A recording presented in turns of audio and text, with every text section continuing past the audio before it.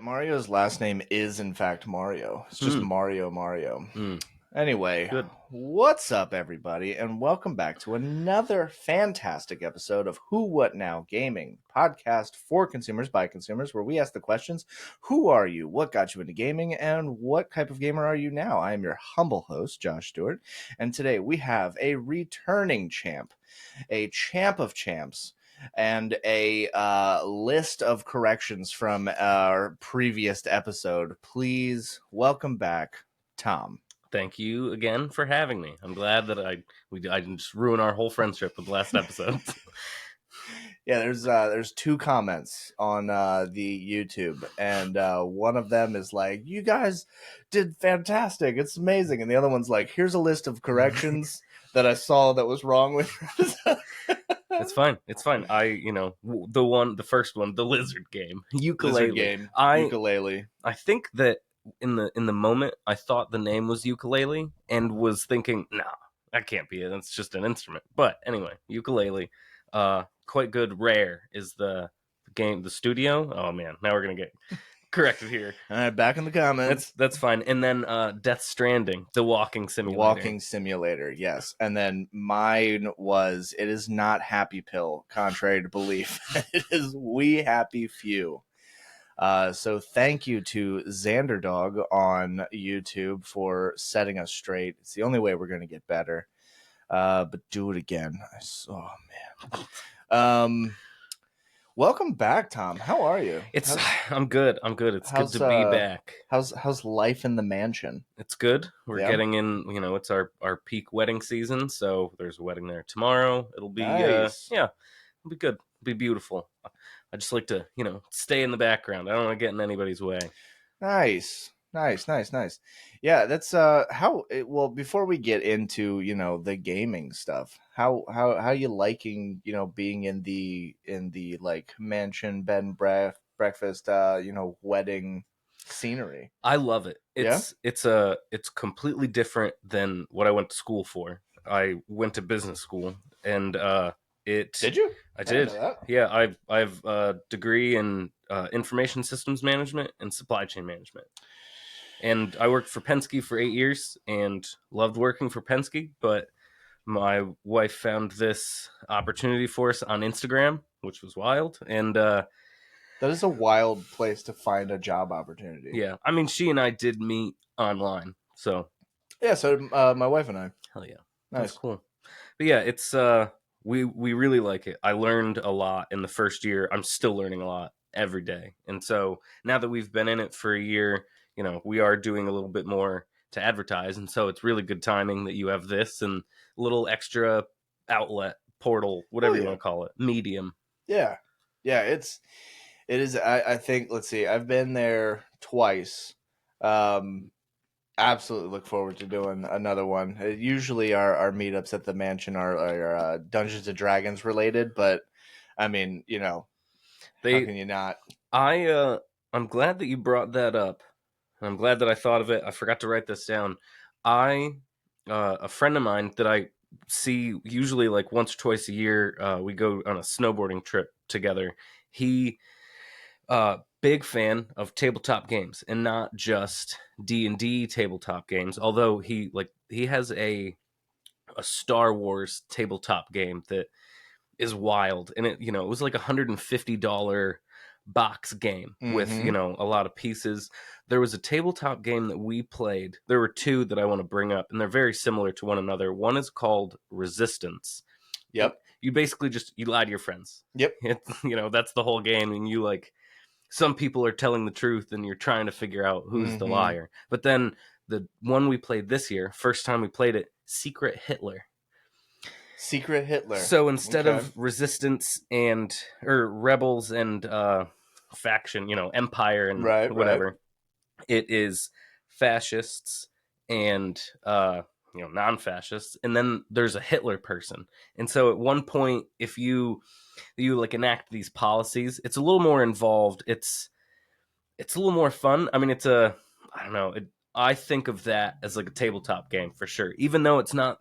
It's completely different than like building a character and shit. You just get handed a card and you're like, okay, this is who I am for this round. it leaves it entirely up to imagination. Oh, absolutely. Yeah, we love anything from like board games, TTRPGs. The When we had Evan on the show, we talked about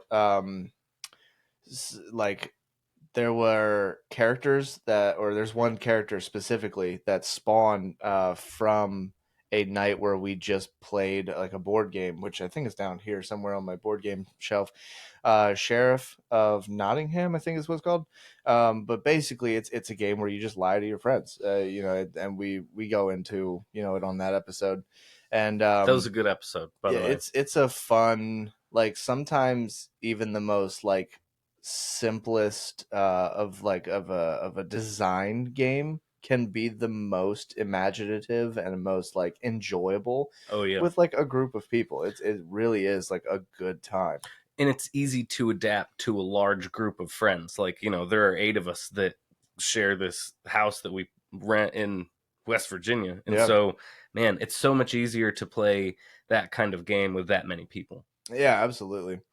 Yeah, I would. I wonder. I wonder if our friend of the show Noah has played any of these Star Wars like tabletop games.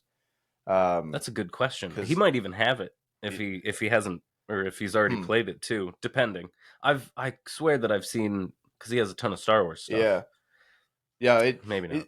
no, he's a huge fan. I might have to reach out after this episode and maybe see, because I think it'd be kind of fun. Maybe we all get together and play that.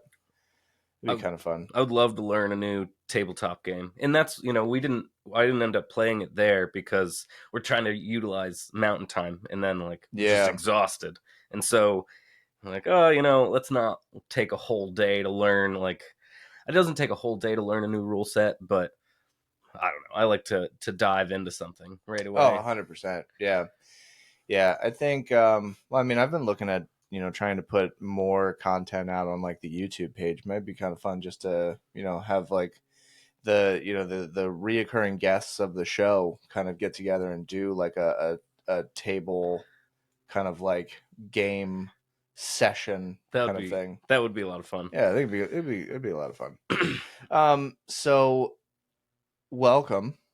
Thank you. We are part two of the last episode where we kind of just hit a bunch of the video games and such. But I think for this episode, it'd be a lot more like it'd be like a lot, not like a lot more fun, but like fun in a different aspect to kind of dive into almost like the things we don't think about for the games, like the deeper aspect. You had sent me a message a while back talking about like voice actors and like the quotable moments, and it kind of had me thinking that like yeah, games can be extremely fun, but it's not all the time is the gameplay itself the most memorable moments of a game, and sometimes it's how a scene plays out or the things that people say during your games that really give you the emotional like connections, emotional feelings, and all that stuff.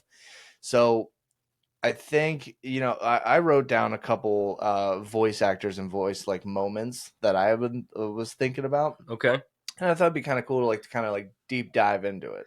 please, by all means. So the first one that kind of came to mind was probably recently, because Noah and I are playing through all of the Mass Effects. And one the man, Noah's gonna get on me about this because I can't remember anybody's names in the game. I didn't Like play him. it's driving me crazy. I've Really? only played a few hours of Mass Effect Andromeda, and I just kind of like lost it. I didn't Well, lose the game physically. I just like stopped playing, and I tried to play the first one, and it again just I didn't stick with it. It was after they had all come out, and I heard just a ton of bad feedback about the third one, and how like, oh, your actions are supposed to like make consequences, and it's basically all the same thing. And it's funny that you're bringing that up, because that is kind of how the ending for Prey is. Like, maybe that was why I mm, Prey, the game that I brought up last time, yeah, yeah, yeah. and maybe why that got bad reviews. And I know that it gets a lot of bad feedback because of that. Mm-hmm. Yeah. Well, Did you play all the Mass Effects? I have played them previously, like 15 plus years ago. Okay. Um, and or whenever the latest or the most recent one came out is probably when I played that one. But I remember them being really fun and enjoyable, but I did not get to play them like back to back to back to back. So I got the first one and I played it through, and then I moved on to a different game, and I played other games for a while, and then I came back to Mass Effect 2, and then I went through there, and I think from 2 I went into 3, somewhere in there. So like there was like a little bit of like grace period between some of the games.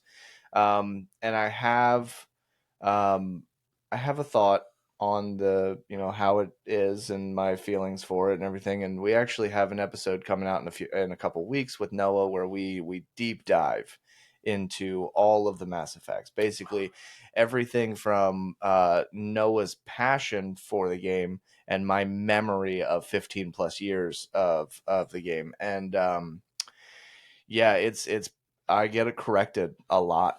Like Hey, it's fine. No will be the master yeah, in this one. yeah. So, It'll be but cool. It'll be good to learn about the games. I've heard yeah, good things. A friend of mine, actually my old roommate Pat, he was a big fan of the Mass Effect series. He loved Commander Shepard. I guess everybody loves Commander Shepard. Like the main person of the game. yeah, right. It's who you are. And Commander Shepard is he's not. You're not a loner. You have your crew, Yeah, but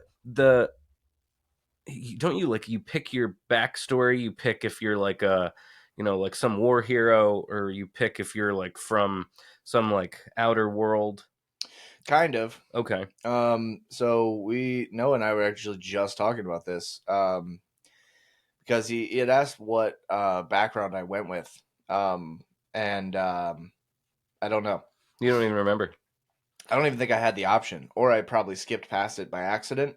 But I am apparently a soldier, or whatever the category gives me, like the Like a soldier, war like hero or something like something. that. Yeah, I think that a lot of people loving Commander Shepard is why it was rough for people didn't naturally like Mass Effect Andromeda mm, because of now it's a whole different yeah. New character, new galaxy. yeah, Yeah, literally a different galaxy. yeah. So, and I enjoyed it for the I probably put like 4 or 5 hours into the game, but then sometimes life gets too busy. Last time I Yeah. said that I was going to play The Witcher 3, I haven't played a video game since the last Ugh. episode. Unfortunately, I Weirdly enough, I actually have not been playing as many video games as I want to. Weirdly, because running the video game podcast, but just kind of life things have gotten a little chaotic lately, and that just happens. But I think that's what this is really all about. What I wanted this whole podcast to be about in the first place is that we're casual gamers. We're all adults, living adult lives, yeah. and doing our best to kind of make it through this thing we call life, and also finding the happy and joyful moments, to be able to kind of take a step back and realize, like, hey, not everything has to be so serious all the time, and Right. you kind of you get to sit in the back seat, is what I'm saying, and kind of just be something else, do something else, live an adventure, kind of thing. And so when I'm not like working or being a spouse or a parent, I'm working on the show, and I'm running and playing in a D&D game. But then also like I'm just like catching up on like shows and stuff. Like a huge show right now is Shogun. Oh, Um, I haven't I haven't even started it started yet. it.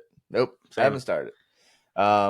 And then I'm getting a lot of like shit from people who are like, "How have you not watched this yet?" And I'm like, "I just started Archer again." And they're like, "Why?" And I'm like, "I don't know, man." Sometimes it's comfortable to rewatch something that Yeah. even if it's just in the background. Do you have a comfort show? Like the show where you're like, if you just need to let your mind melt, or like maybe you're just in the feels that week and you just need a show that you're so comfortable with, you know that it's gonna make you feel a certain way? Probably Avatar: Last Airbender. Really? Oh yeah. I've seen the series through several times, and it's not something that I put on in the background either, because Yeah. then it becomes the foreground. Like I Right. immediately start paying attention to it. As long as, like, maybe not season 1. I mean, season 1 is fine, but it's, much more childish than season 2 and 3. Like, I love that show. Well, let me ask you this. Before I go into mine, I have only seen sporadic episodes of Avatar. I never got into it when it was on Nickelodeon. Yeah. And so I never got into it. I only ever saw it sporadically when it was on TV. It wasn't until college that, I torrented the whole show. And I'm like, Mm-hmm. oh, I have access to this now. Yeah.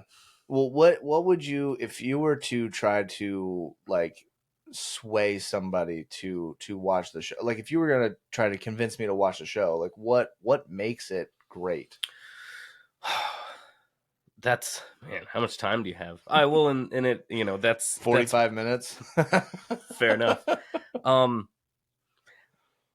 I love the concept. I love that it's magic, Yeah. but it's not Harry Potter magic. It's also not Lord of the Rings magic. It's like elemental manipulation. Yeah, it's like It's not spiritual even magic, right? but it, in the grander scheme of things, like there are some people who have magic powers over either air, fire, water, or earth.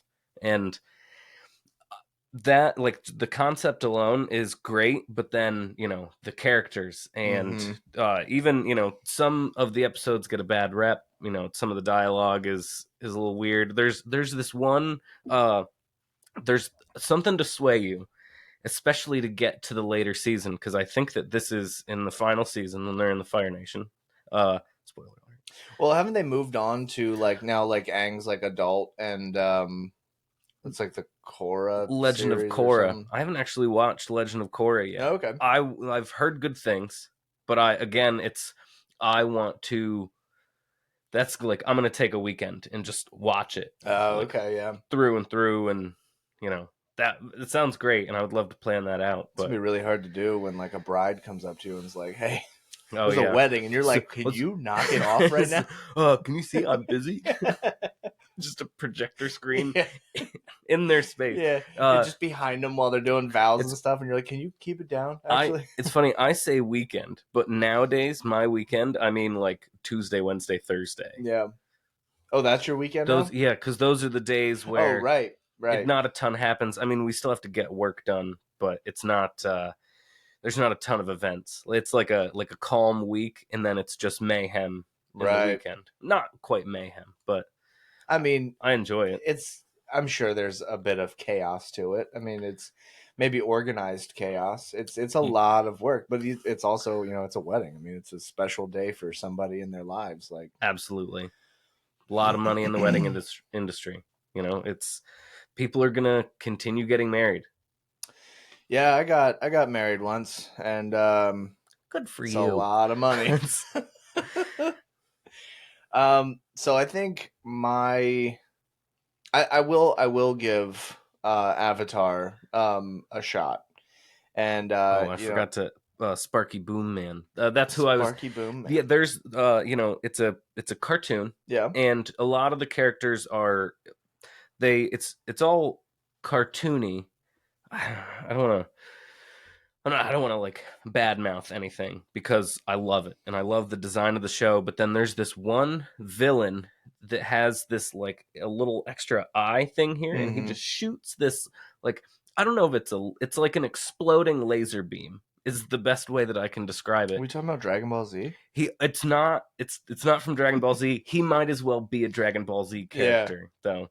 God, speaking of good shows and a few good games as I well. that is a mountain I will die on. Um, Dude. Dragon Ball Z. Oh my, Yeah, dude.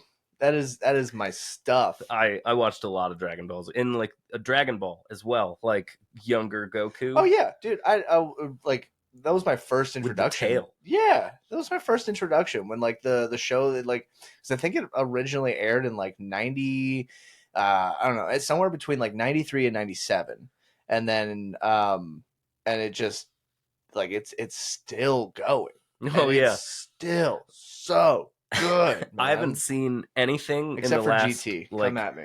I haven't seen anything in the last like 10 or 15 years Dragon Ball Z related. What? Dude, this last arc is insane. Is it Dragon Ball Super? Is that what it is Yeah. now? Okay. Yeah, and basically we have gotten to a point Goku where is a god now, right? kinda Okay. almost. So Goku has died since like 1995, maybe 15 times, probably. I don't know. I'm probably so off. He's probably been like three. He's But what if Goku is also Link? Go Goku is Doom Guy. Okay. um yeah, but the you basically they're now going off world, and it's now it's called the Tournament of Power. And basically like from all these different I forget if they're like dimensions or like pockets or something of like the universe and stuff, but they basically are holding a um so there's like the Dragon Balls that are on Earth, right? And then there's also Dragon Balls that are sizes of planets that are also kind of like they've been there so long that like some things have grown on them, like they're just these massive things. So then Wow. if you collect the Dragon Balls on Earth, you get like basically what's now just a petty wish. Like the things that we were wishing for on Earth, that's baby shit. Okay, Yeah. like You this is shat like that up for yeah, breakfast. like you're like, oh, I want my friend to come back from the dead. And he's like, oh, it's going to take a lot of power, but I could do it. But then you get these ones that are size of planets, and they're like, we want to reset the universe, and they're like, easy, yeah, Done. yeah. Damn. So they hold basically this tournament of power, and it's the most powerful beings in all of existence. That are you know the fighters, the ones who host the show or the tournament are even more powerful than that, and they're like gods. Um, and so it is just like 50 something plus episodes of just one tournament, and it is sick, Damn. so good. There isn't like a whole episode charging Spirit Bomb. There, Is there? we Maybe a haven't few? we haven't strayed super far away. Okay. There is definitely a full episode where Goku gets the shit beat out of him, and then it's like the show is now introducing yet another transformation. He's Super And Saiyan 12. dude, it's the Super Saiyan of Super Saiyans to the point where it's called Ultra Instinct.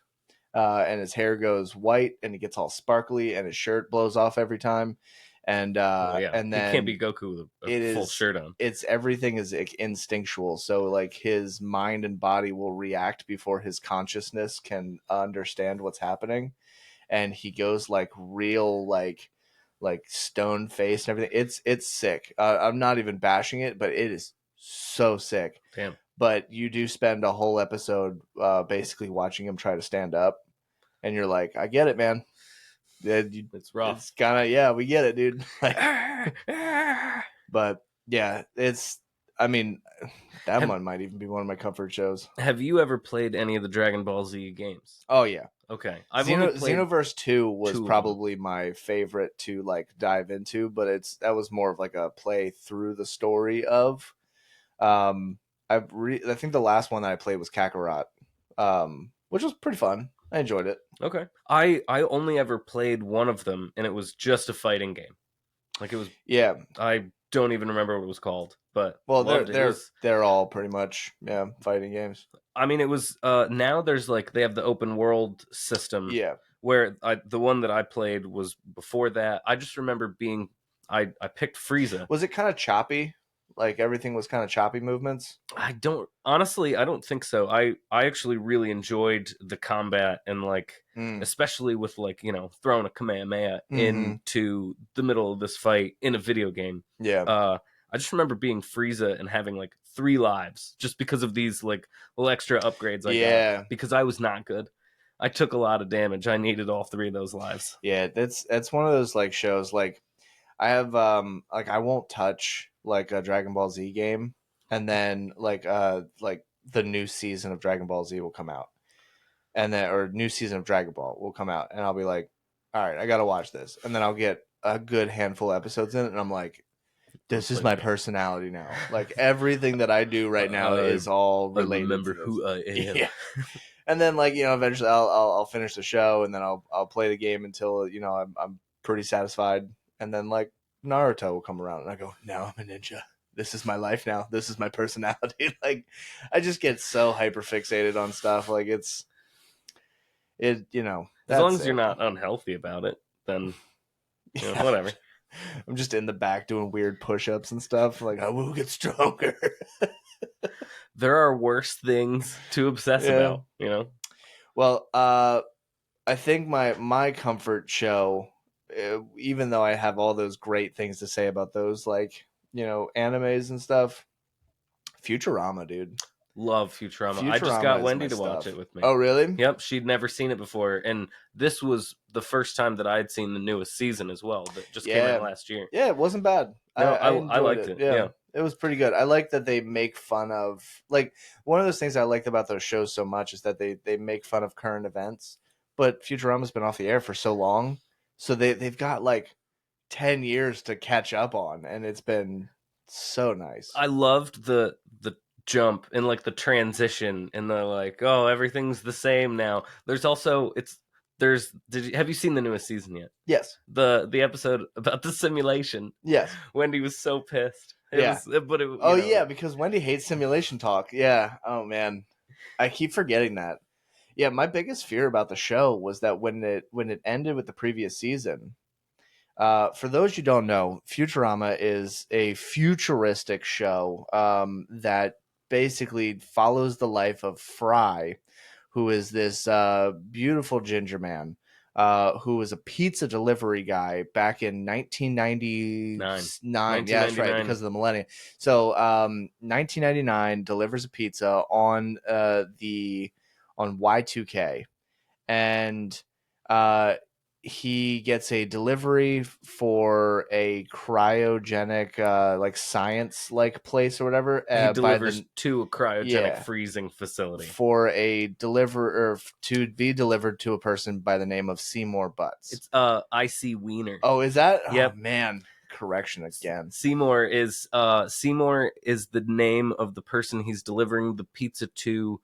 That's obviously a fake name when he finds his dog in the... Oh, you're right. Dude, that's the saddest episode on the planet. I'm glad that there's a bit of an arc. Yeah. I also loved the arc of Kif's children.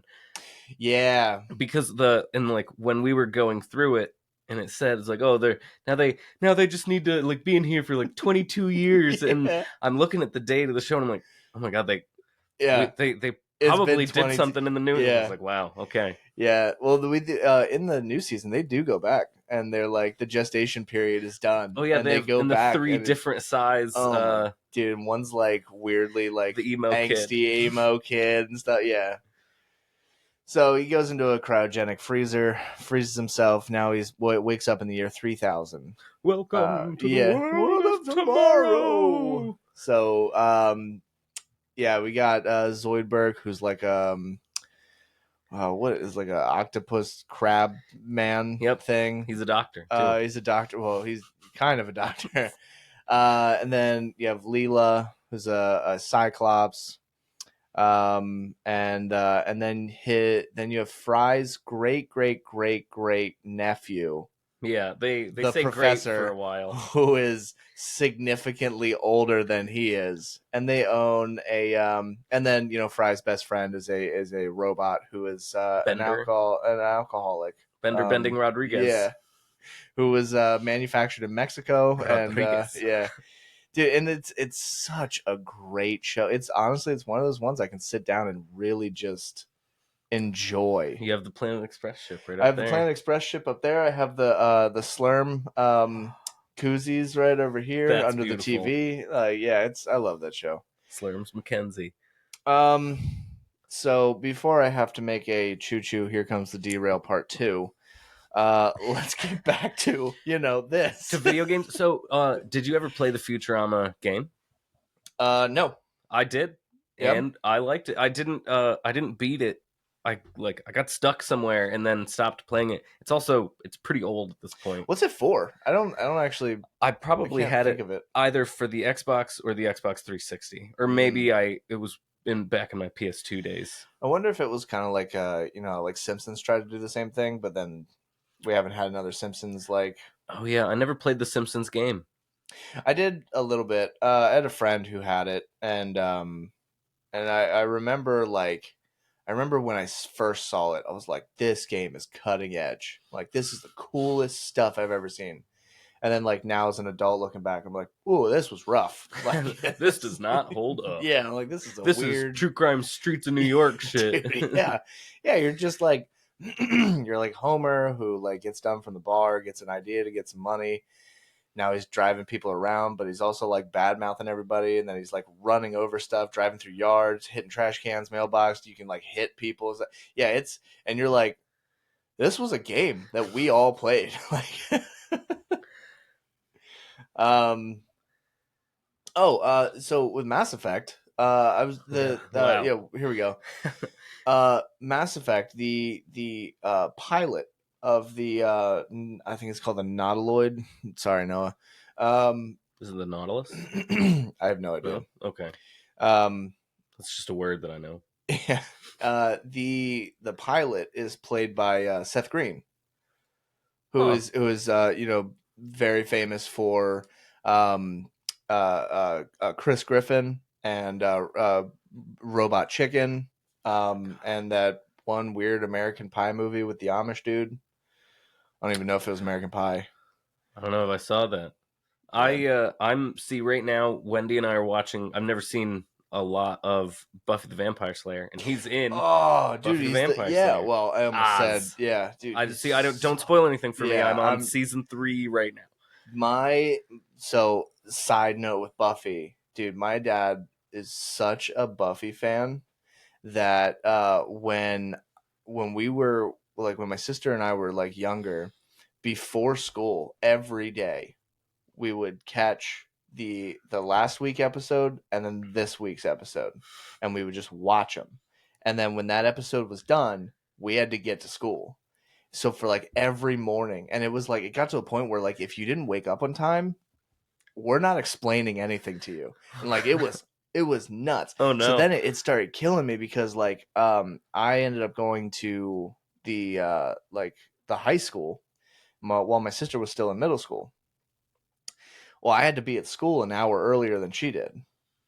Oh, So I was missing every episode. So for years I didn't know how like, and then all of a sudden like the show they were like this is the final episode and everything. What? And like yeah, and like I'm like my dad would never let us stay home. We had to be bleeding on fire or profusely throwing up to be able to stay home.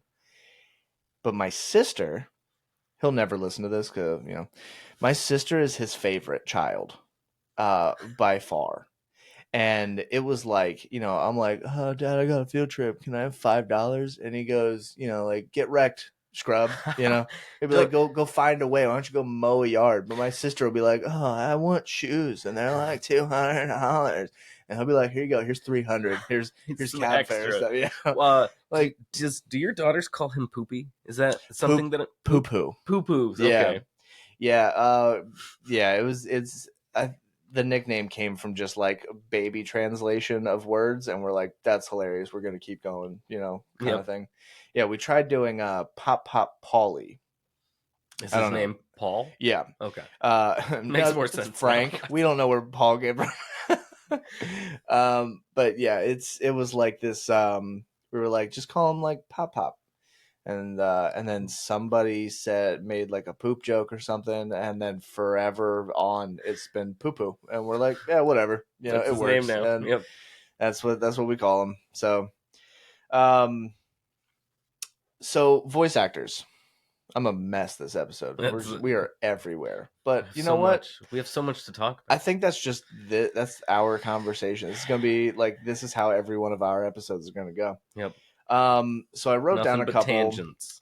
Mark Hamill. I know, I get it. Okay, Star Wars, we got it. Okay, but let's pull away from the Star Wars. All right, His voice acting career is phenomenal. amazing.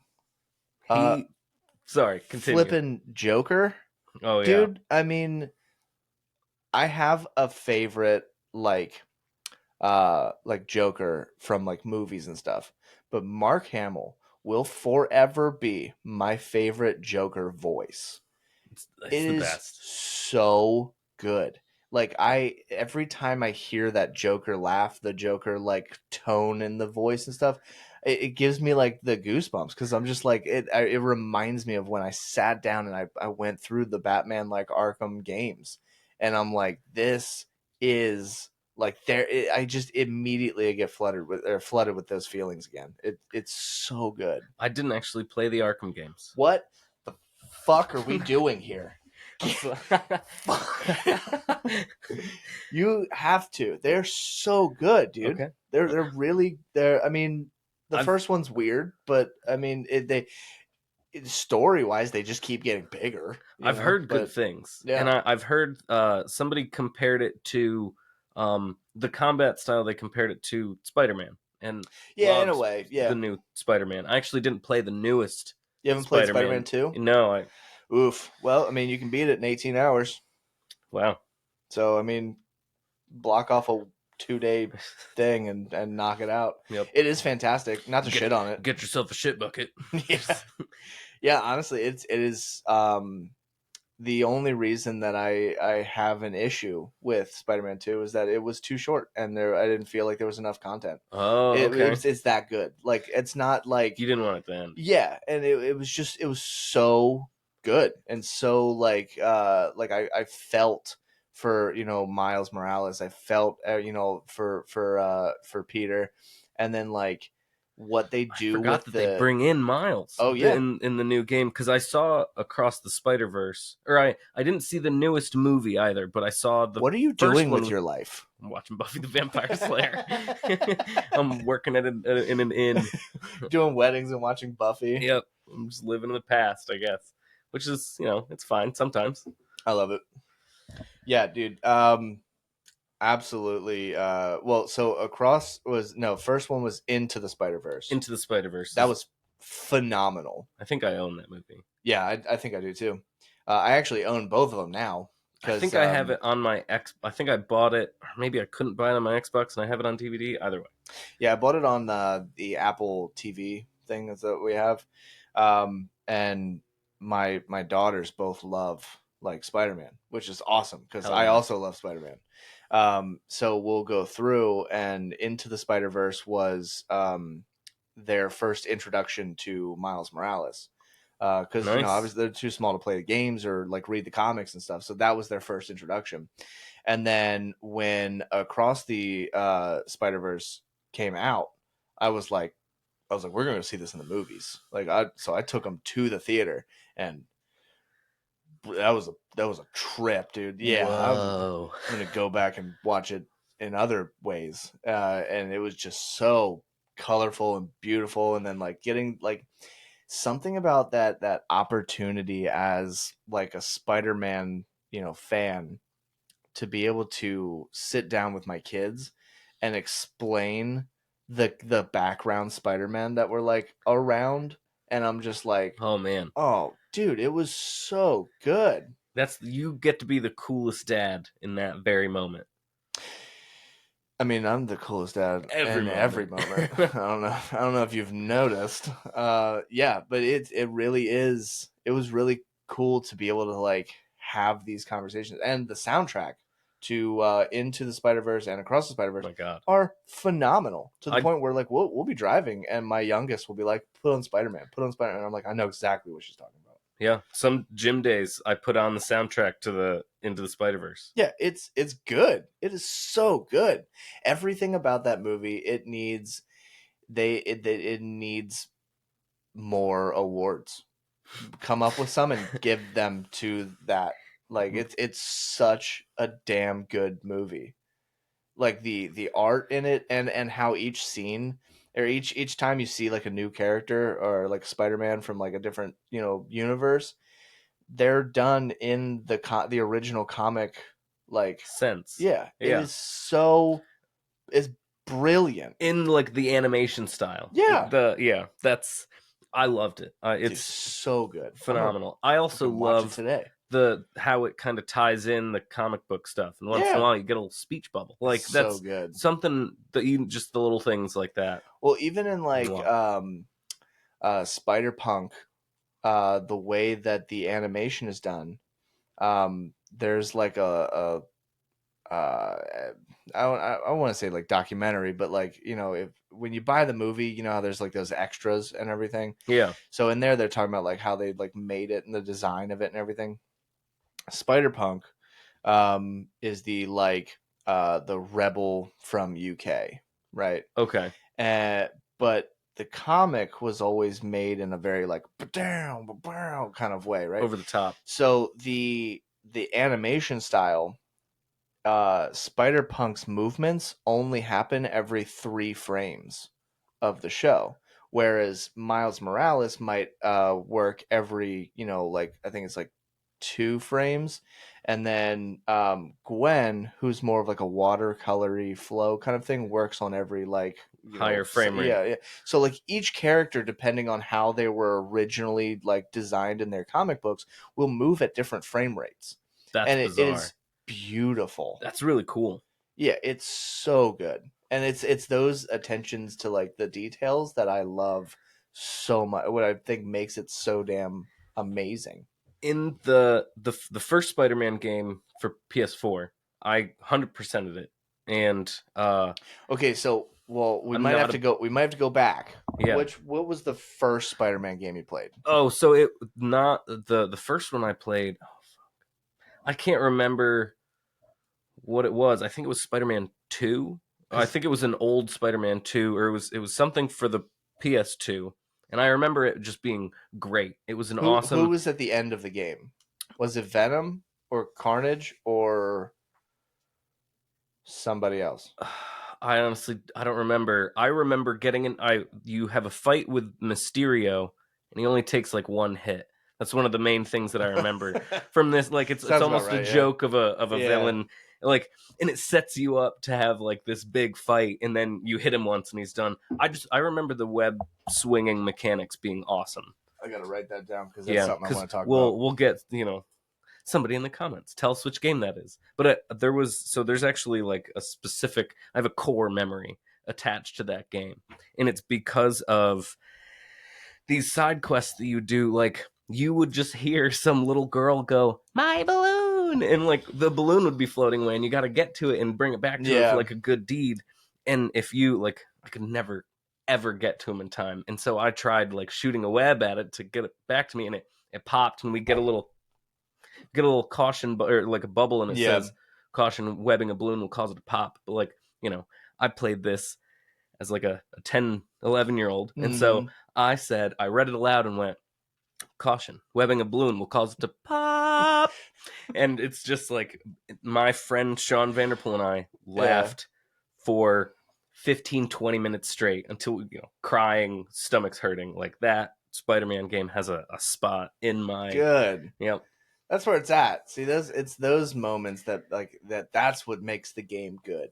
Yeah. It could be just an absolute dumpster of a game and still just be so good. I'll tell you what, actually, now that I think about it, I've had one of those moments when I was like, I think it was like my first computer, right? The Tandy. Yeah.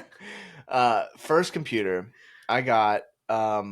This was back when like McDonald's, like you would go to like McDonald's and like you wouldn't get like a shitty little toy, everybody. Okay. You would get like a CD with like 3 songs on it. Or you'd get like a computer game or something, some advertisement to whatever like new thing is coming out, right? Man, And yeah, I'm old, dude. I'm trying to like remember this. Oh yeah, dude. I remember. So it was Atlantis, Lost City of Atlantis.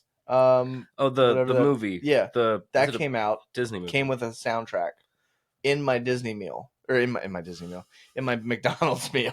You know when Disney was handing out meals. um, but I got a. It was like that time period. I got a M&M's video game, and barely anybody ever remembers this or Never even even knows heard of about it. this. You play as the yellow M&M and the The red, peanut M&M. yeah, and the red M&M, and you're late for your premiere. And so the game starts with you having this conversation. It's like the old uh like the old graphics where like they tried to animate like a movie and then insert it in the game, kind of thing. So it's like real kind of blurry, kind of like choppy and stuff. And they're like, "Well, Grainy. hey, Eminem, we've got a show to get to," Oh and you're like, no. "Oh no, we better get going right now." And they're like, "Okay," it's like those days, right? So you plays you get you as the yellow Eminem jump in like a car, and then you're like. It's all like it reminded me of like a Crash Bandicoot kind of thing, but before like Before Crash Bandicoot. again, I mean, I'm sure it was out when I was playing this, but yeah, so you're like you're trying to miss like traffic, and then you eventually get to like the candy the M&M factory and everything, and it's like another cutscene. Then you go into the factory, and there's like robots flying around. Like this was an in-depth game, and Wow. I will find this. I will find this and send it to you. It is so like ingrained into my brain as being like one of the first like computer like sit down. I was like, I'm gonna beat this damn M&M game. We're getting to the chocolate factory, like I Get to the remember it, chocolate factory. and I remember it being so terrible and yet so good. You Like loved it. I loved it. It was so great. That's what it's about. It's about those moments. Absolutely. Speaking of weird games, I'd written this down and I wanted to tell you this live. This is Mhm. the only bit of game related media that I've pretty much consumed since our last Okay. other than Yeah. like Right. watching this. I watch a YouTube channel called Outside Xbox and Outside Extra, and Okay. it's like they're video game journalists. Yeah. And I was telling you before the video about a video they did about game characters that get romanced the most statistically, like in Mm-hmm. games. And so the one, it isn't even a situation, it's just an entire game that I'd never heard of before. Baldur's Gate 3, Karlach. It's Tell mommy. the name of this game is Dream Daddy, a dad dating simulator. I am gonna blow your fucking mind. Please tell me you've not played this. I have not played this, Okay. but I have watched this game and I heard about this game and I was like, what the fuck is this? And yeah, dude. It Dream Daddy Central. it caught my eye when they like beware spoilers for this game, and I see it and I pause. What if I was like, this is my favorite game of all time? I would want you to play it in front of me. I would watch you play that game. Speaking of, God, man, another tangent. Weird games. Have you ever heard of the game Catherine? It's a puzzle game. No, but I saw the movie Carrie. Interesting. Good for you. Yeah, thank you. Look it up sometime. Very strange. Right. The plot is very, very strange. I don't want to try to explain it here. I would love to get back to voice actors and voice lines. See, when I sent you that message, I was more thinking of what I was thinking of specifically is like things that you remember, like lines that you remember from a game. Like there's some. Yeah. It's got to happen with more people than just me. But like to this day, I can hear from Fable I can hear the guildmaster's voice in my head going, "Do you have any potions or food?" To the point of where it was like it was annoying in the game, Mm-hmm. and you've received a new quest card, Yeah. and it's stuff like that sticks with you. And I wanted to know what were some of yours that you could think of. Man, I think off the top of my head, and it's probably the most annoying for anyone who has ever played Skyrim, because you can immediately tell if somebody has played Skyrim or not if you were to say two lines or Took an arrow to the yeah, knee. took an Yeah. arrow to the knee. I was an explorer once. Yep, and the other one is a new hand has held or touched the beacon or something like that. Yeah, it's like there's two. They're so specific to like Skyrim, where like you could just go into a crowd and just yell those lines, and like almost guarantee someone's like, "What's up?" Yeah. Um, man, lines that were Actually, so one now that sticks with me is from that Spider-Man game. That little girl going, "My balloon!" Like yeah, it's. I can hear it in my head right dude, now. it's so like well, okay, so I don't even know if it's maybe considered a line, but like Legend of Zelda, like Link never speaks. Nope, it's the hut. It's the Yeah, hot hit yeah. yeah yeah yeah. Classic. It's every time, and Yeah, and and it slowly evolves into when he's Doom Guy. yeah yeah. Update. I watched it. I learned. Um, I get it. There's enough evidence that says in some parallel universe somewhere out there, if we were like, this is the new Bible, I'd be like, okay, he's Doom Guy. But there's also enough evidence that says it's just a coincidence. Yep. Pure, But like, it's fine. it is. I loved the connection so much. I accept it. I'm I accept glad. it. I'm happy with it. It's your head canon It's now. it's 100% there, and I accept it. Yep. So there, I mentioned about the lefty thing before this, and Doom Guy apparently also switches to be right-handed Yeah. at a certain point, and so like, So less than 1% of the population is yes. ambidextrous. So for those listening, the connection is that in the old games of Legend of Zelda, Link was always left-handed, which is a trait that only 1% of the population has. I don't think that's accurate. I think being ambidextrous is like a less than 1%. Oh, I I'm think that sorry. it's I'm more sorry. than Do you not know the number one rule in this podcast? don't We fact don't check. fact check. Okay, that's fine. Yeah. No, you're probably right. 69% of people are left-handed. Every single person is left-handed, and it's a choice to be right-handed. I know a lot of left-handed people. All right, sorry. Great people. Yeah. So but Doom Guy originally was left-handed, and Link was originally left-handed. But then a game came along called Skyward Sword, where when using the Wii, what we use? Wiimote? Yeah, Wiimote, but everybody called them like Wii nunchucks or something, or Wii Oh yeah, chucks or something like the that. nunchuck was the second Yeah. one, the like connector. So the sensor was because the most common I guess position is for everybody to be like right-handed or whatever. So they made the motion sensor to be on the right hand, which then made Link a right-handed individual. So now we've kind of gotten to the point where like Link is ambidextrous, Yeah. but so is apparently Doom Guy from like the older games into the new games,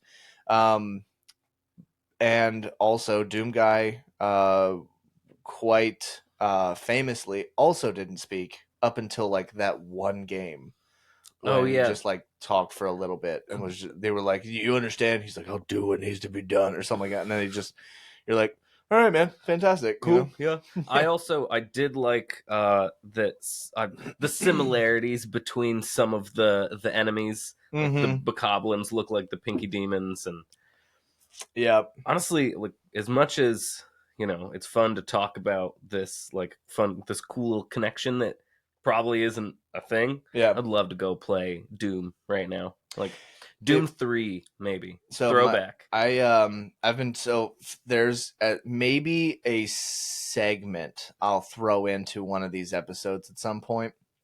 Or maybe I'll do like a collaboration episode where it'll just be like a full episode where it'll be like maybe 3 different, conversations with a few people.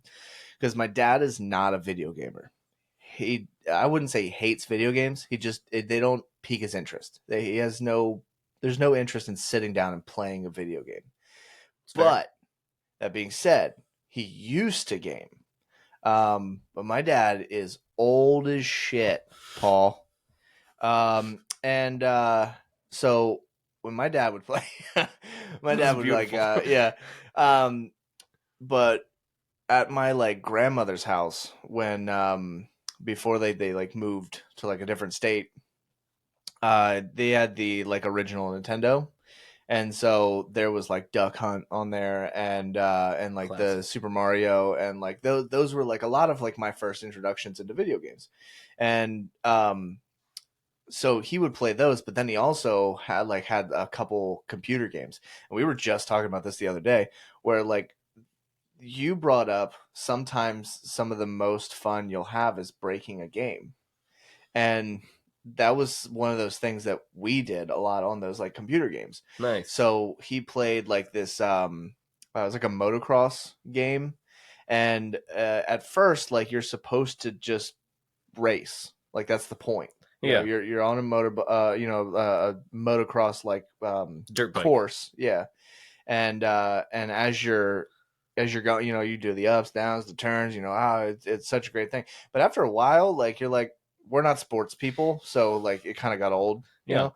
So then we're like, well, where are the limits? Yeah. Can we get to outside the map? Yeah. So the it goes ding ding ding go. Everybody takes off. We go left and just go. We're gonna see how far this map is gonna let us go, and we just keep going until you get to the very edge of the game. There is a wall, like a almost like where the texture of the hills and stuff just go straight up. And so if you ramp it and you hit it just right, going like at a downward angle, you could catch the curvature of like the edge of the map, and you'll ride the wall all the way up. And if you just tip over the edge, you get about 15 feet of like free movement.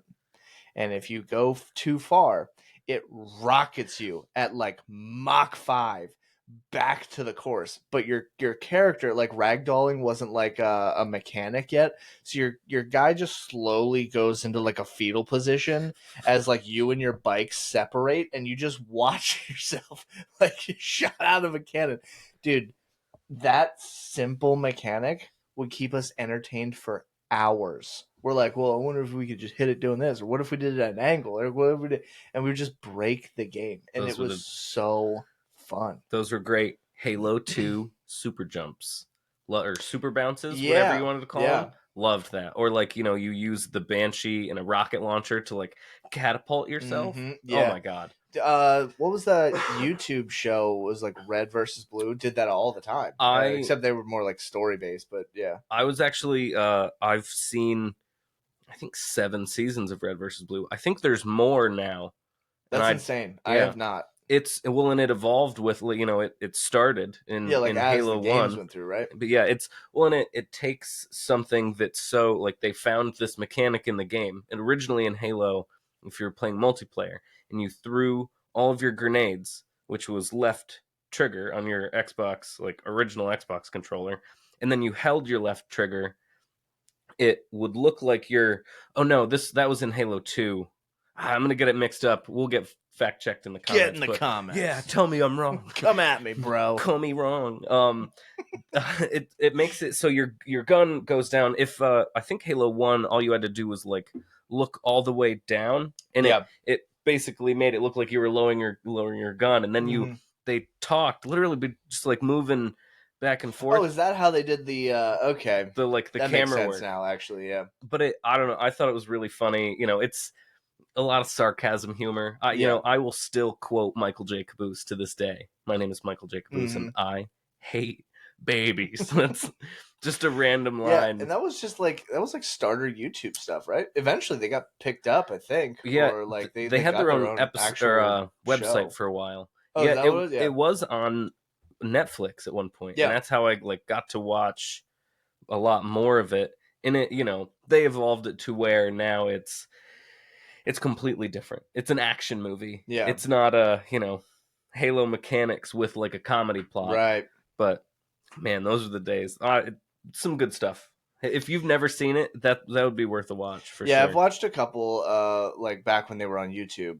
And I thought they were pretty funny. Like I've always enjoyed when people take game mechanics or game, areas or whatever, and they kind of just, when you find new enjoyment out of a game by not playing the game for what it was intended for, is Yeah. some of the most fun that I've ever had, either watching a game or playing a game. And it truly is just those moments of like this is a really fun, like kind of going back to my dad, like we played Star Wars Pod Racing for Oh Nintendo my god, 64. I loved that game. Dude, we would get I have that on so my competitive. Xbox actually. Really? Yeah, you can. I think it's free if you have Xbox Live. Oh, I definitely need to do that because I have great memories for that game. Well, even going back to the quote thing. Well, and this is a game where I definitely remember like lines from. Yeah, dude, and it was like every time you would go to buy a new It's a part, new lap record. yeah, new lap record, or like, what was that guy's name? I feel like it started with a G. You know, he's like blue. He's got flies around. He's like a weird looking. Oh, fair, is it Guado? Oh my something god. like that. Yeah. But he's always muttering shit in the background, and that was always like my favorite part. Yeah, yeah.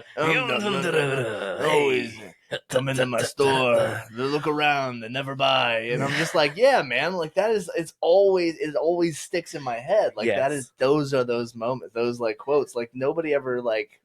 It's like the game isn't known for that, but Here you we are gotta have it. remembering Yeah, that. Yeah, of course. man. I quote it still to this day.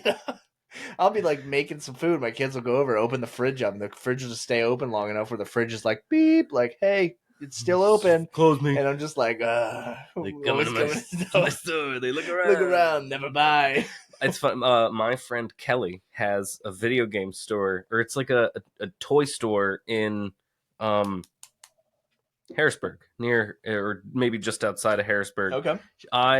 She should get something of that voice line to play. Like people coming to my store. Dude, look it's around. so good. Just to like keep it in the background somewhere. Like it's such a like memorable thing. I'm so glad that you brought that up.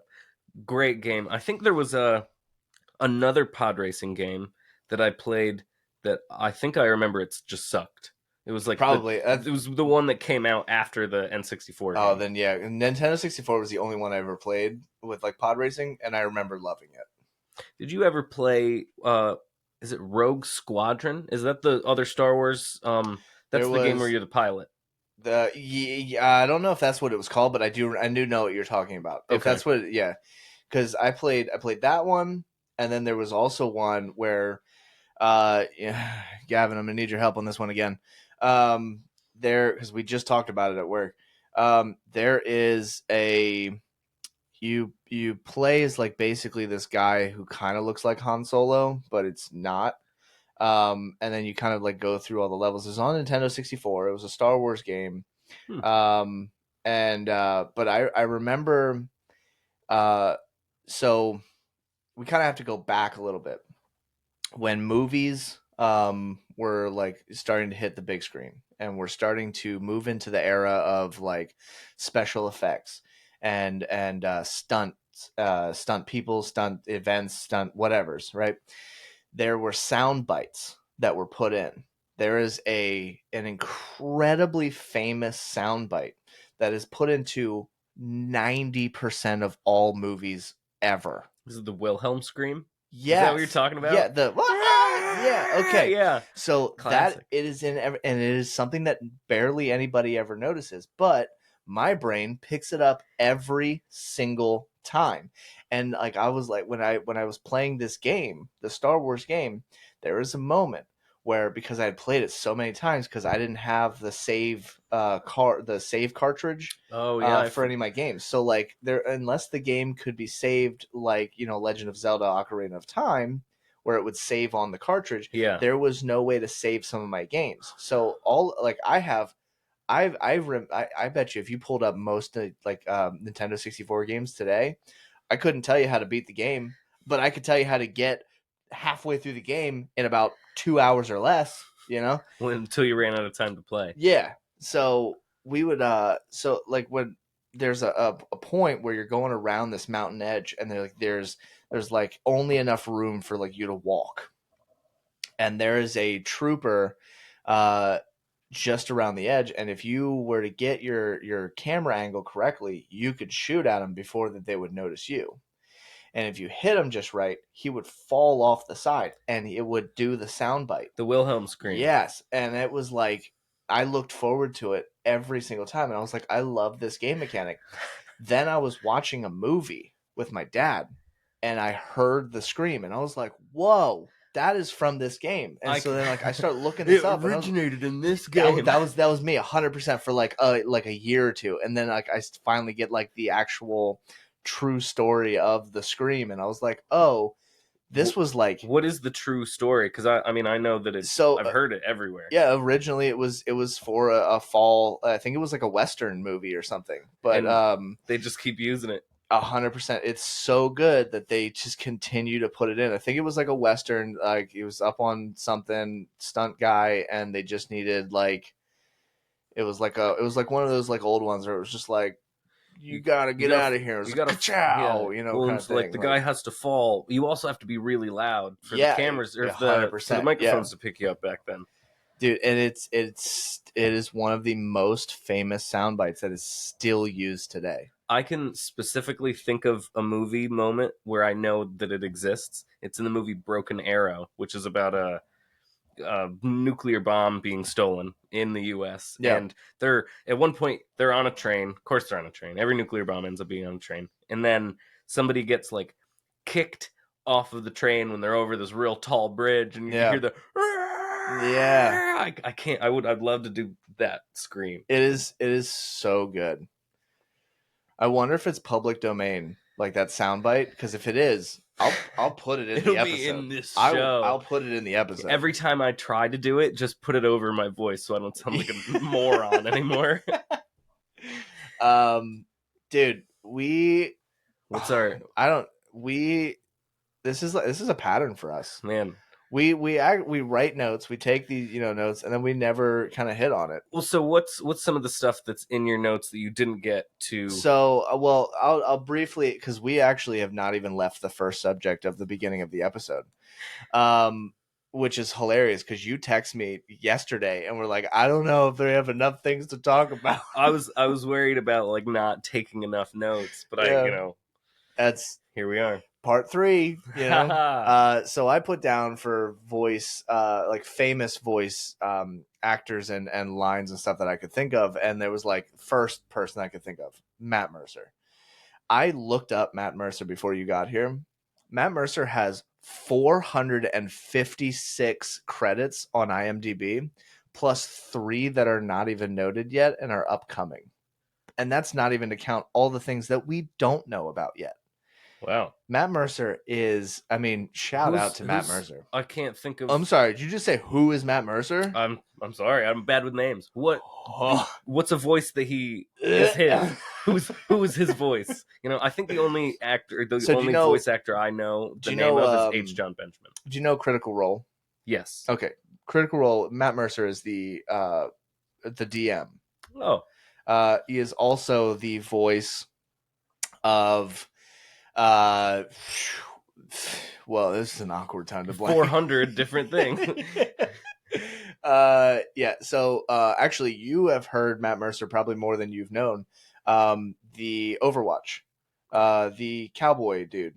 Oh, that's Matt Mercer. McCrae. Yeah, that's Matt Mercer. Also in I think Final Fantasy. There makes an appearance in. Actually a few shows, I want to say. Very, very, very skilled voice actor and also actor. Matt Mercer is like the top of the mountain, the bee's knees, dude. It's, if there was ever a moment where I would just be like, please take me under your wing, show me, shelter me, like that's there right there. Matt Mercer. Okay, that's good to know. I'm gonna honestly, I'll say it right here, change everything. Like if alternate reality, I would have two dads, and it would be You got Poo Poo Polly. I got Poo Poo Polly. You got I would have Matt Mercer and Brennan Lee Mulligan, and then my father, who could be like an uncle or something. I don't know. Sorry, Paul. It was nice to meet you that one time, by the way. Yeah, get in the comments, Paul. Fuck you, son. Yeah. What? Yeah. So then I also put in like actually recently Neil Newbon plays Astarion in Baldur's Gate 3, which I don't think you've actually played yet, but you should. It's fantastic. Also is I caught it immediately. Is the voice for the new trailer for the new book for D&D for Vecna, and does like the voice of Vecna in the like trailer like thing for it. Huh. Beautiful, fantastic. Also put in we did Keith David. Have you seen Futurama? No. Oh, get on that. Write that down. Futurama. Futurama is a show. I think it's on Hulu right now. It is so funny and dumb, but dumb funny, but not like Dumb and Dumber funny. Like between super stupid and intelligent funny. Okay. Like it's very, very good. I see what you're saying. It's fantastic. I don't even want to spoil anything for you. Just trust me on it. Okay. You'll love it. Futurama. And then what else? So I wrote down our Link might be Doom guy, and then I really did want to dive into the Legend of Zelda timeline. Please, I because I realized that there might be more games out there that I have not played yet. Oh yeah, because there's a bunch for the original or like the Game Boy Advance. Yeah. I It was the platforms that kind of kept me from playing the games. really. Yeah, I mean, I just didn't have them. Oh, that makes sense. Yeah, so it was like even with like God of War, like I didn't play. I think it was like Ascension or something, whatever it is, but it was only for the PSP. I didn't have a PSP, Oh, so yeah. I couldn't play the game. I actually did play. I only played the original, and then I haven't played the newest God of War. Ragnarok. Yeah. Oh, woo, Man, I've so heard good, so many good things. fantastic, and the voice acting in that is incredible. The voice actor for Kratos, oh my god, if I could have anyone's voice, it would either be his or like James Earl Jones. Dude, so I don't even know why this is even a discussion on the internet, but they're trying to make a God of War movie or a TV show or something like that, whatever they're trying to do with it, right? They're trying to bring it to live action. And they're bringing up candidates as to who should play Kratos. And people are like, oh, you got to get The Rock in there, or you got to get some other big fucking hunky dude. And I'm like, there is only one person who is built and vocally set to play Kratos, Yeah, and is already doing it. this is a no-brainer. Why is this even a discussion? I don't know. And I'm like, what are we talking about? And people are like, no, get this guy, or get whatever. Look, get the hunk dude. And I'm like, It's gonna be, who it's sit gonna the be? fuck down. It's gonna be Get Timothée Chalamet. He's gonna be Kratos. It's gonna break me if we do not like. There's an obvious answer, and it should not even be in discussion. End of discussion. Man, I didn't know they were looking to make a movie or a TV show, although I'm not super surprised, especially because of the success of the last two games. Oh yeah, well, and all the other amazing ones before that too. Like I loved the first God of War game. When you like fall down into Hades and like what is it? Ares throws that like. Is it just a tree? Is it just like some big like spiky thing like across the world and just pins you to a door? Oh yeah, right before you get Pandora's or you have Pandora's box. Well, you have or or am I out of order here? No, I think you're right, because you have access to Pandora's box, and then Ares picks up Pandora's box, but because Ares is like massive and like like the box itself grows, because Pandora's box is infinite in size and creation at all times at any given moment. It can be as small as pocket size and as big as the world. It's Pandora's box. It holds the mysteries and whatever's of everything. It's I mean it's Pandora's box. But yeah, when you because I think it's when you open Pandora's box you get bigger. That's what happened Yeah. at the end of the game, so you could Yeah. fight And so you can Ares. fight Ares. Which, yeah, dude, going for Greek, like going through like all of the Greek mythology and then like fighting your gods and everything, and then now hitting Norse mythology, which is that's my favorite domain. And now I've seen rumors that we might be now that like at the so I won't spoil it, but at the end of Ragnarok, some things happen. Was And it like the it event Ragnarok? kind of well actually I will say they do stick to there was a if you play through the first one, Jormungandr is there, the world serpent, Yeah. and but you're like, well, that doesn't make any sense because if like Ragnarok is supposed to be like so far in the future, it hasn't happened yet. Like the world serpent shouldn't be this big and old. But then they touch on it, It like and make it ends up making sense. weirdly enough, yes, because in the first game, Jormungandr recognizes you, and you're like, well, how the fuck is that possible? So not too much. It happens in the background, so if you're paying attention, you'll see it. So it's not like a spoiler or anything.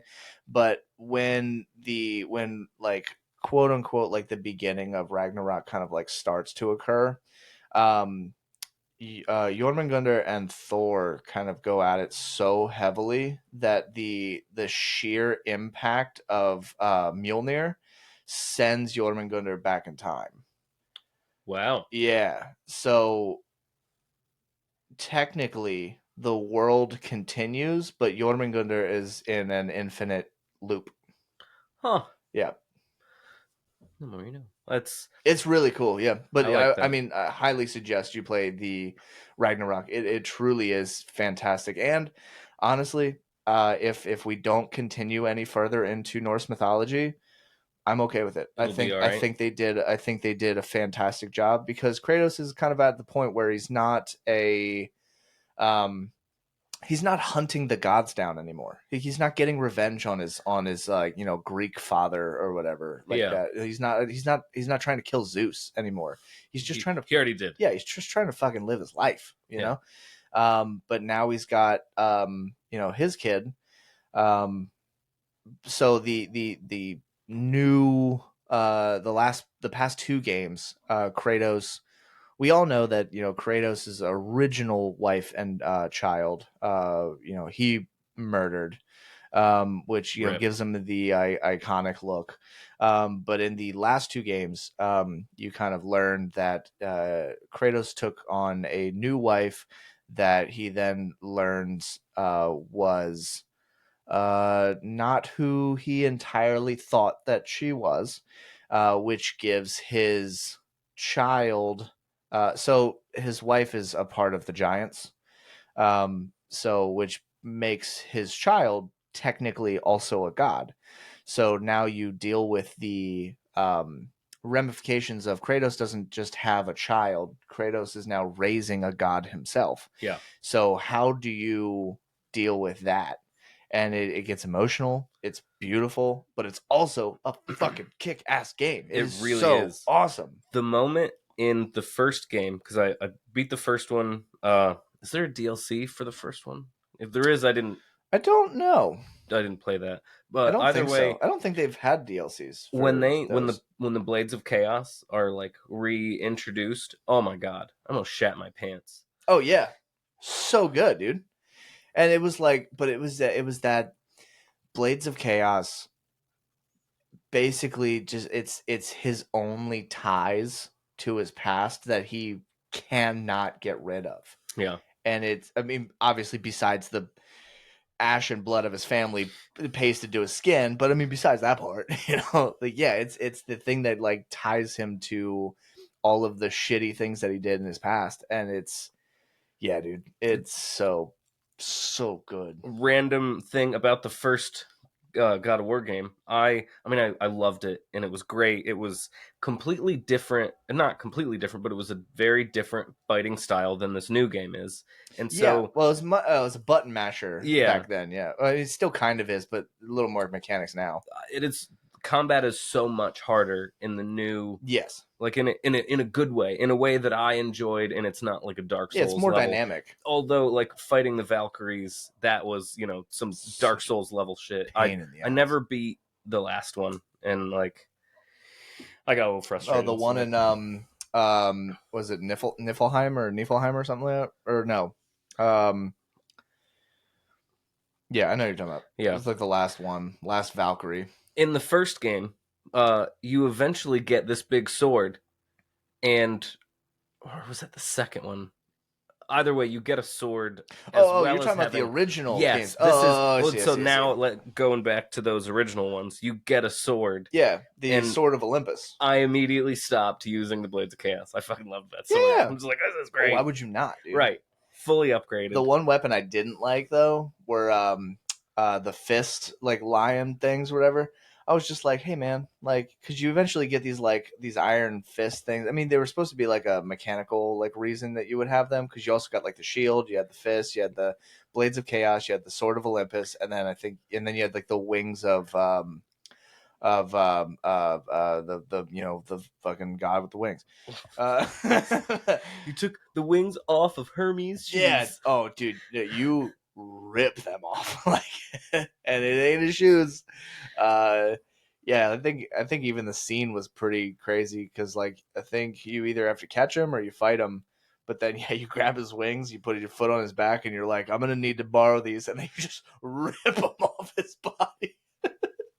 Brutal. Yeah, it's. I mean, those games are brutal, but they're also, I think, probably one of the most like successfully blended brutality of like Mortal Kombat mixed with the beauty and gentleness of like a well designed story, like mashed together, and you have God of War. Oh yeah. Well, back in the originals, it wasn't like the graphics weren't what they are now, Right. obviously, but it was still there was so much to see, and like when you're down in Hades, there's just like you just see bodies falling. You're like, Yeah, oh, there's yeah. another, and another, Yep. and another, and then but now it is a spectacle to look at, to play. Like I'm so glad that I waited to get a PS4 and I got the PS4 Pro, Yeah. and just looking at the like you can just stop and it's, oh, this could be like a painting. Yeah, And there it's the same thing with Horizon. We talked about that uh last time. we have to we I don't know if we'll ever have to like. I don't think we can ever stop having these episodes, because Yeah, there's so many games I just want to talk to you about, like we'll just keep this up Horizon. Yeah, it'll just be. I'll forever. make all of our episodes just one consistent like playlist, and it'll just never. It'll just be like Times with 60 hours of like. times with Tom. Yeah. Um. Yeah. Horizon did the same thing. Fantastic. Like. I always like the detail things, where like Aloy going into what like the creation of how she became to be, and then like why you're the only one that can like seemingly with ease like connect to things, figure these things out, see the details that like everyone else can't, the world development. It's so fantastic. Great games. Absolutely fantastic. Um, I think honestly we might actually have to save the Zelda thing for another time. But I'll tell The you what, timeline. Let's next time we just start with the Zelda timeline, because we're I'm just gonna have to. I'm curious, because I I'll do a little bit more research between now and then as well. So Well, and I've already corrected myself. Last night I found the first Zelda timeline video that is 15 minutes and less, and I'm not gonna count it as a loss, because the title of the video is entire Zelda timeline in 15 minutes. okay, And I was like, okay, you purposefully did that. Like, they saw your video and they're like, fuck this guy. Yeah. I'll show you 15 minutes. I'll make you wrong. Yeah, the best part was like when that one ended, the next video was like the entire Zelda timeline, and it was like an hour 45. Yeah, dude, it's so good. I really do want to like dive into it. Because now like really listening to the whole timeline again. I was like right on the splitting of the timelines and stuff, but I was wrong on like the why the splitting of the timelines. Okay. And it's so actually just before we end this episode, just for my own clarification. Teaser. Yeah. Yeah. Otherwise I'm gonna be curious the whole time. So at the end of Ocarina of Time, the actual ending of Ocarina of Time is that you choose to go back to when you were a child, and you actually go back to warn Zelda that the Gerudo King, is is Ganondorf, is going to try to steal the Triforce of Chaos, or of power. Sorry, because in the game, which was like the core thing that I actually forgot, was that they don't all have the Triforce pieces in the beginning. It's awakened and then broken when the Temple of Time is like when you go into the Temple of Time. Okay. So the whole 7 years that you're non-existent in the transformation from Kid Link to Adult Link, Ganondorf takes the power, or takes the Triforce of power, and then uses that to cause chaos. Yeah, to take over. Yeah. Almost. So when you come back, then you have the Triforce of Courage, and Zelda has the Triforce of Wisdom. So the timeline then splits when you end the game. You either you continue to, or you go back in time and you warn Zelda about this. So the original ending is that then Zelda takes the military, or whatever this world's equivalent to the military is, and they go and arrest Ganondorf. Okay. And then they execute him, because they're like, well, we know what you're going to do in the future because a 7-year-old told us. And it just makes sense. So Plot. he's executed by stabbing for some reason, right through the gut. And they're like, bam, there you go. Wow. Which then banishes him to the Twilight Zone, which is eventually where we get into, where we eventually get into, Twilight Princess and everything, but we'll definitely go into that. But the one timeline that I was wrong in is the darkest timeline, which is what the timeline would look like if Link died during that battle. And that is the timeline of chaos. And dude, it is so good. I mean, I've had this on my screen this whole time, but it is so good. But the good news is that apparently no matter which timeline you chose, they all end at a certain point, and then about 10,000 years or something in the future, when legend becomes myth and myth becomes forgotten story, you get the birth of Breath of the Wild. Okay, that makes sense. Yeah. So now it makes sense. Yeah, it's very intense, and so I definitely do want to like really do like a dive through and everything. But for the sake of time, thank you so much for being here. Please, thanks for having me. I would like, as I do with everyone who comes on to the show, anything that you want to plug, shout out, say, favorite phrase, what you had for dinner last night, please, do your thing. Again, I just honestly, I want to thank you, and I want to say, I'm really proud of you for doing this, and I think that we should normalize telling our friends that we're proud of them. My wife said that, and I'm like, yeah, absolutely right. And this is really cool that you've made the jump to do this, and I'm so glad that I can be a part of it. I mean, like, this is so much fun, and we could just keep talking like this for hours and hours. It's what we've done before when we just hung out. I was gonna say, this is not actually unusual. The only thing stopping us is the time on here. But time constraints. Thank you so much. I do. It has been a struggle for me to accept, like people saying like, Accepting praise. yeah, I guess, and like it's probably because it probably started in my childhood. My dad said he was proud of me for the first time the other day I never knew in my my entire father. in my entire life, Paul. Um, but yeah, no, thank you, dude. I appreciate it. This has been something I've wanted to do for like a long time, and it's really just building up the courage to, put myself out there and allow myself to be vulnerable in a sense to be able to do something like this. Yeah, So I really do. I appreciate it. Thank you. yeah, Um, absolutely. You're killing it. uh, I'm going to shout out Moonstone Manor. Yeah, Um, if you got a significant someone in your life and you're trying to put a ring on it, head on over, set that place up, get merrified over at the Moonstone Manor, or bring your D&D group, have a TTRPG time. If you just want a getaway and you want the best steak and eggs or whatever you make in the morning at a man, bed I and breakfast, wish. I mean, please check it out. If anything, like, please go check out the website. The rooms, I got a personal tour to go through the entire mansion, and it is so cool. And It's a house that's got a lot of character. I told my kids that there's a room in there that goes all the way to the top. It's the one spiral one that's like connected to like the other, like the The Michelangelo Tower. is that what it's It's a called? part of the P.T. Barnum family suite. Yes, but what I love so much about it is that it's almost blocked off, or like room sectioned by like curtains and stuff.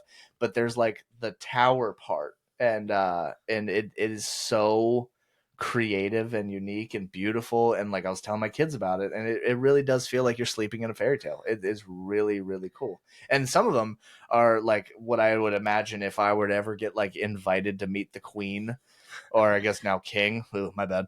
Oh But yeah, some royalty shit. Like, yeah, King it's Charles.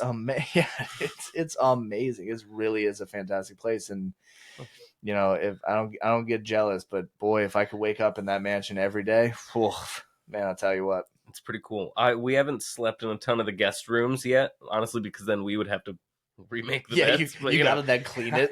like we'll just sleep in our own quarters. But the fact that we have a private quarters in a Yeah, mansion, yeah, I'm digging it. yeah, it's very, very cool. Um, for for the other things, I've gotten a few questions here, so I'm gonna just kind of answer that one here. If you are a D&D lover, a TTRPG fan, or someone who loves video games and you've got a little bit of a spicy side, please go check out my wife's TikTok, Danny Reads Dirty Books. I will throw all of the links at the bottom in the description. Um, Fantastic recommendations for incredible novels written by amazing people, and they are quite spicy. So eat some yogurt or something. Um, you can find me on Instagram at Phoenix Stewart. You can now also, if you want to jump in on discussions, I have the Discord all set up, ready to go. It's been up for a while, but I keep forgetting to give it a shout out. Um, please go check that out. And jump in there, have a conversation with us. I'll always answer questions, and I always want to know what subjects you guys want to listen to or hear about, or even talk about. Kind of helps with like topics and discussions, but I also then I know what to talk about, Yeah, really. you got to give the people what they want. Yeah, absolutely. I mean, that's what the podcast is all about. It's for consumers by consumers. And I want to talk about the things that you want to talk about. You can also check out the YouTube page. If you are watching this, then you nailed it. But go check us out on YouTube at Who What Now Gaming. I also have a TikTok up. So search up Who What Now Gaming on TikTok. Find us there. And Who What Now Gaming on Instagram as well to check out more of like the background things that happened during production. So other than that, oh man, almost forgot. So sorry, Noah. Please go on YouTube. Check out Nerdy Noah Reads. Uh, Nerdy Noah Reads is a YouTube channel that is really diving deep, like truly, honestly, a fantastic source of just kind of like getting yourself up to date on news articles in the TTRPG and video game world. Noah takes articles that are written and really reads them and breaks them down. Very like it's just great information. It really is a well done channel, and I personally have been using it for almost all of my TTRPG and gaming news.